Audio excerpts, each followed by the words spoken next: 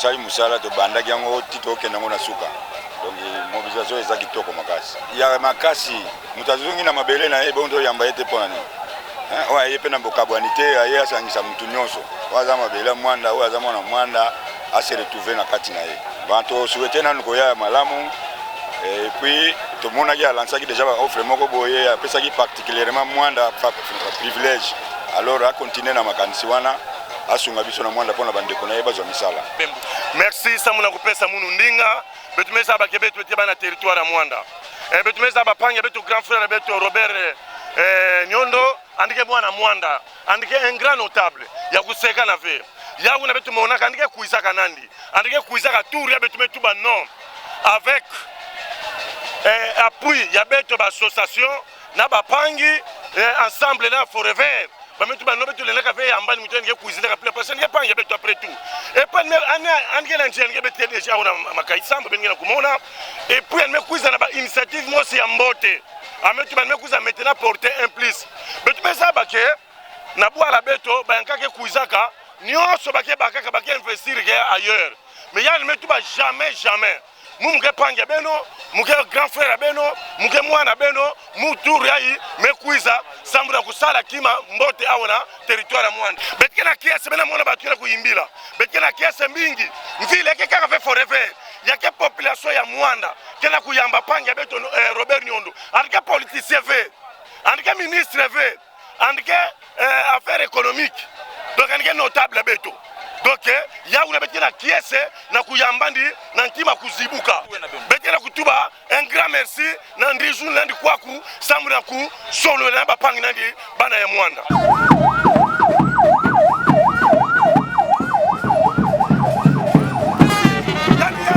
Bapangi ya mungu yake kitoko mingi na kupesa ya federation samura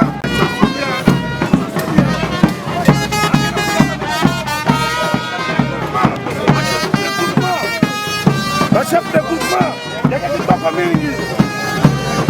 Il y a pas de beto. Merci. Il y a quelqu'un qui oh, merci vraiment. Nous sommes arrivés. C'est la toute de moi. Le territoire de moi. Ça chez moi. Il a des bonnes initiatives pour le territoire de moi. C'est pourquoi nous sommes là.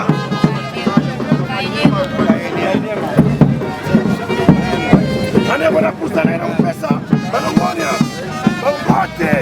Naba chef coutumier, Yamba di Pay, Yaba, territoire avec des moines, le téléphone à Chafou, le téléphone à Poutou, le téléphone à Nyoso, le téléphone à Katunava partout, Bayayi, oh, à mes côtés, Naba chef du village, à mes côtés, maintenant, Naba président, Naba base, Yaba ami, Yanyondo, Bayayi, la presse en beauté. Merci. Kitoko mingi kwa kutala bana bakataka kabilele samu pake mtoto kelele ndio sikulaje maboko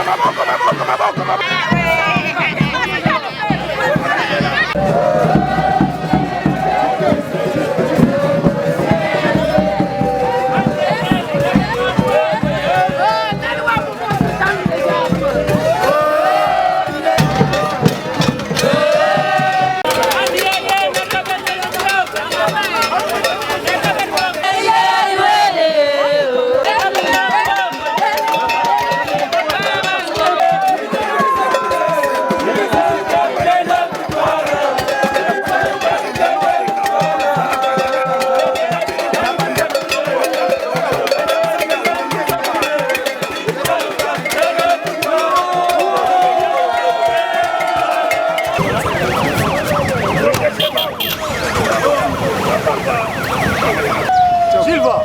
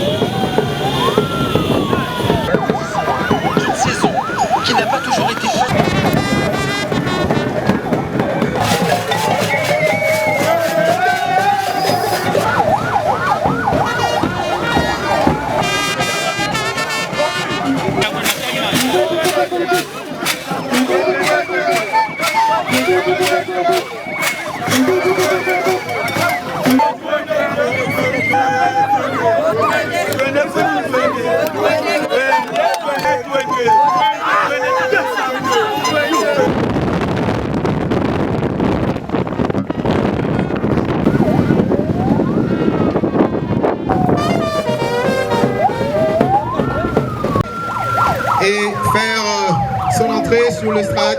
Visite Moko, Yamatambouyaki et Belé, fils de l'homme, Boningisa,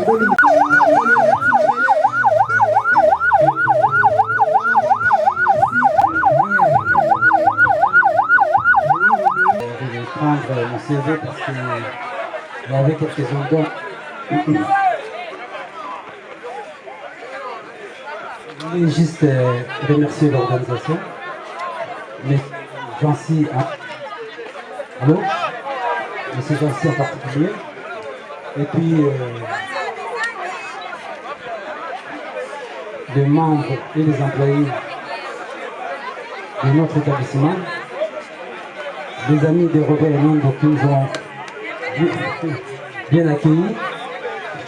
L'accueil a été très chaleureux pour nous. Aujourd'hui, je suis très fatigué. Je crois qu'on aura le temps de discuter.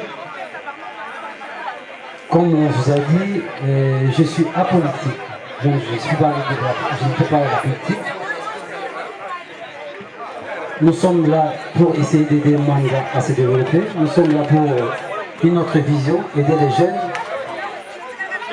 Nous sommes là pour développer Mwanda dans plusieurs secteurs.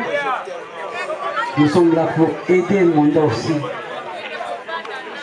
avec nos petits moyens. Mais je pense qu'ensemble, nous pouvons faire quelque chose pour développer notre territoire. Non seulement notre territoire, mais surtout notre pays. Alors, je remercie les autorités qui sont là pour leur patience. Parce que plusieurs fois, le long de la route, on nous a arrêtés. Nos membres de famille aussi.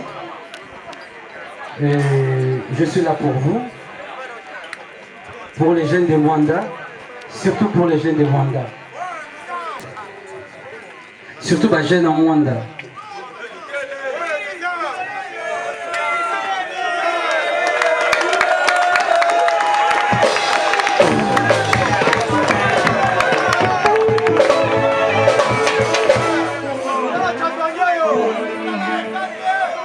Tozali na bino elongo pour na développer Mwanda. Tozali na bino elongo pour na ensemble kotala moke ni tokosala pour na Mwanda. Alors nous allons passer un message pour na bino ba jeune. Je crois que l'expérience nangai et vous avez l'expérience on a transmettre bino ba jeune. On aura toujours beau se décourager malgré pas si les alliés. Ngai moi na bino ngai ndeko na bino ngai na bino ngai papa na bino on nazali ko nazali lelo nazongi na Mwanda contrairement à ndenge balbaki na lobaki na Mwanda na âge ya 5 ans. Donc ma première primaire ndé na kinaki na Kishasa et na salle petite puna mais na famille ka o biso to nango. Mais tolemba quitté malgré pauvreté o eza na Afrique mobima na rolo bolemba te malgré pauvreté teka te loko teka mais kende classe parce que ceux qui ont tangité eza vraiment passe pour tous les gens sala mais ça les gozala mais ceux qui ont tangi ata fana biso musala te apa ailleurs gozo musala to kosala makasi catégorie ya bateau vi batangité malembe na lansaki comment bapelle tokotala ndenge nini toko malembe ko former bango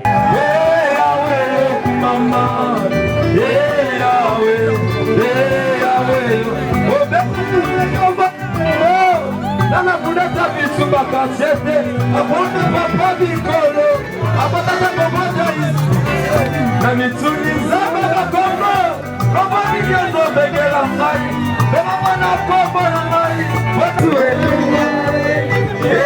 yawe mama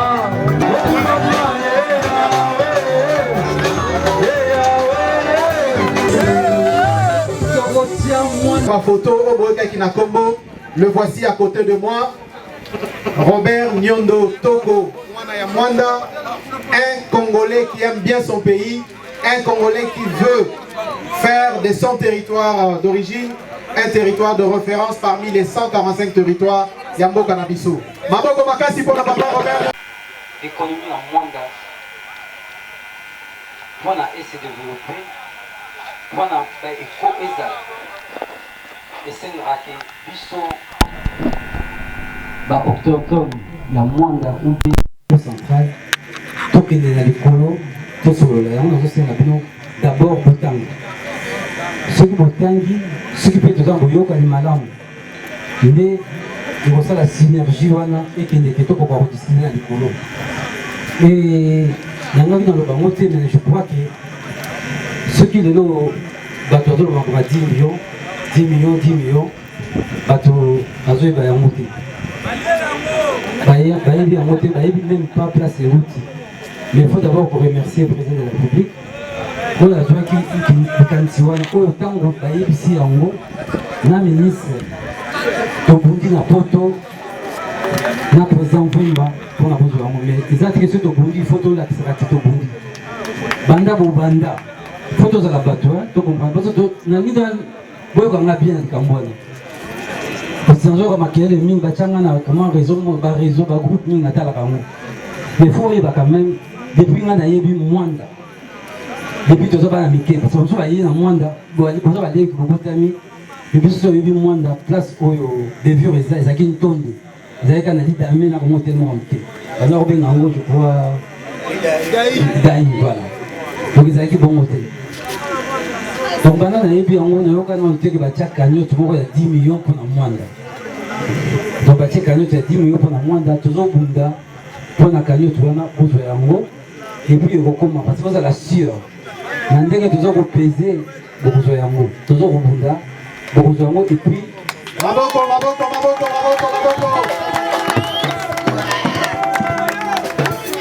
Et puis tant kuzo yango de bino batu ya Mwanda bo fukola miso makasi boye ba utilisation yango ça la bandenge ni ba projet na bino nde yango ba kozela pour l'utilisation de Salamam. Et en ce qui concerne l'économie d'une manière générale, nous vous posez question. Et je crois qu'il faut tout donner. Et surtout que Mikolo, ils ont parti, les amis Mikolo, ils ont la crise, ils ont la baguette de Salam. Il faut tout donner. Il toujours que place union tout comme on l'a fait. À la politique. Cause la teka que les politiciens ou bien Mokozamboka aillent au sein de Kamoko parce que Moko est en ligne. Et puis, tout le monde s'entend les autres pays Moko ou Afrique en général, les pays Moko sous-développés. Donc, ce qui nous a eu, nous avons acheté le Moko. Nous avons acheté le poto, nous avons vu comment un fan n'a eu le lot, non maman tout ça, de tenir l'hôtel, de créer un emploi, ils n'ont pas observé l'emploi. Le lot, ceux qui n'ont pas dit de créer un emploi, tout ça là, ils ont observé l'emploi. On va y aller à Kinshasa, on va trop ça là, trop observé l'emploi. Merci. On va y aller à la Moussala, Mouké, tout ça là, bien éduqué, tout ça bien. Pour on mettre ça là, Mouké, là pour ça bien l'emploi. Donc c'est la karaté et économie en Mboka parce que économie en Mboka, ça à moi pas si donc faut aider. On tout ça économie. N'a pas question à répondre à la question. Merci.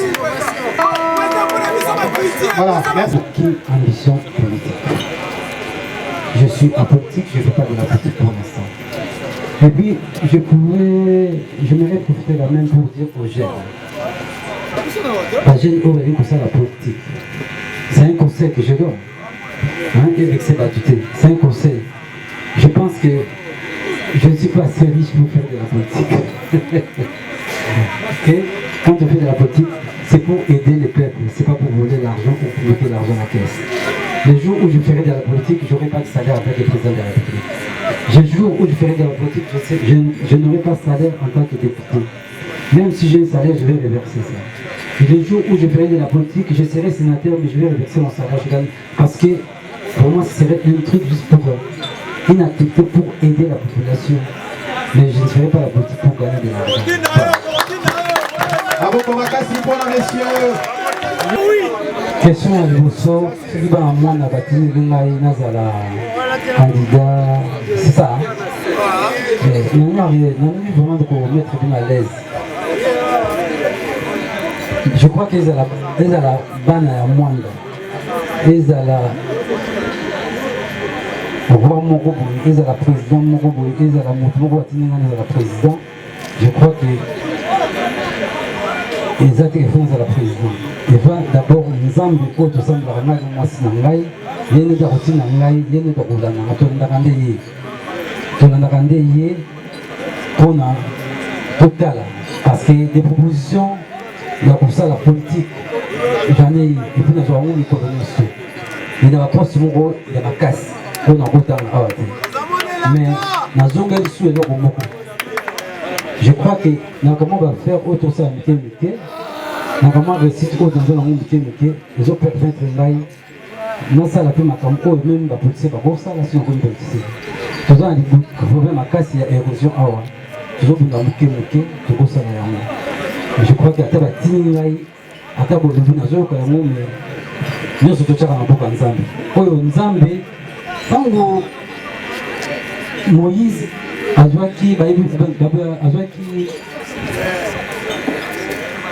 message qui a été Sabana Israël.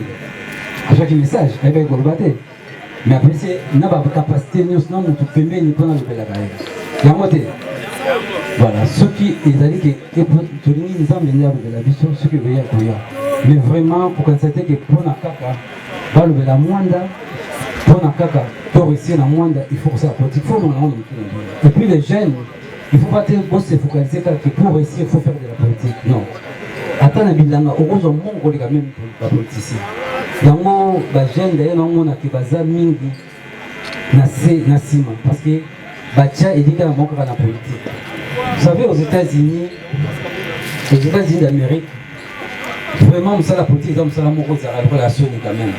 Parce que les États-Unis, nous devons réussir dans la vie, à réussir d'abord dans le privé. À celle dans le privé, quand on a une coquille dans ma coquille, il y a une politique pour aider la population, pour aider le peuple, il y a à côté de la politique. Et il y a une banane à banane, il y a une idée, ceux qui ont une coquille, il y a un lobby. So na moni ke ba futinga mbongo na ngai na kona niveau ke ba lufutanga mbongo ya ki sénateur et que ki sénateur on ko ke na ba orphelin na ya moto bi na ba peuple on est na kona niveau ça la politique au sein de l'ensemble peut-être que Nicolango éducation psychiatrique na évité tout le monde merci Abraham Bibi dernière petite question oui puis nazo tout ça en famille hein tout ça là pour constater que nous avons 10 millions pendant ça à faire. L'opérateur économique basé pour les gamins. Et nous avons même que pour nous la kimia, pour nous la bien, pour nous beaucoup de comme on a ngai, na nego mon a ngai. Et nous avons pas proposition na casse. Pas toi vous trouver ngai, pas toi bien ça qui n'a pour comme 10 millions na singa, mais na kansi pour na vraiment na honneur langai nazo sepelate nazo mongo wana pona ngana sala ngo ata coopérateur économique quand c'est la pouvoir mais prochainement na robenga na travail qui m'a comme courant wana total ndenge nini biso moko à part 10 millions wana à part 10 millions wana je crois que la Bengisaki responsable numéro 1 à Mwanda ayaki va dans le bureau ya Sénégal ayaki na solo naye qu'est-ce qui bloque pour notre courant na Mwanda à part 10 millions et nazo rassurer bino le loke ma comme ça bloqué pas pour na Mwanda ils a ma capacité ils a un bon mois OK et na se proposer qui même na pesa bon wana na futa bon wana pour courant côté la carte à Mwanda je crois que beaucoup témoins basali donc j'en cite en un qui est même si vraiment tout ça va négociation parce que 10 millions ils ont payé et puis ils ont fait il faut tourner tout le pays pourquoi on veut il y a une pour nous 10 millions et quoi côté micro côté na mégawatt nous va muté pour il faut servir c'était pour nous développer moins donc sikoyo ceux qui moyen ezali oyo namba makambo toza na mwana sinel belo makambo tozango lelo na mtasite tosala ke pour ekota na kanisi possibilité ezali pour ekota tozo kotravailler na ye pour une semaine même 10 jours pour tomeka kodécanter situation wana et na kanisi avana kende tokosala conférence moko de presse ou bien bokoyoka yango mpona posabellement comme 10 millions pour les 100 en tout cas biso tobundaki quand même et puis tozobunda mpona eya awa eboya awa après kwanza makambo na bino otala yango na gouvernement mais en tout cas na kati wana nani kokoka yango te voilà na kaza za clair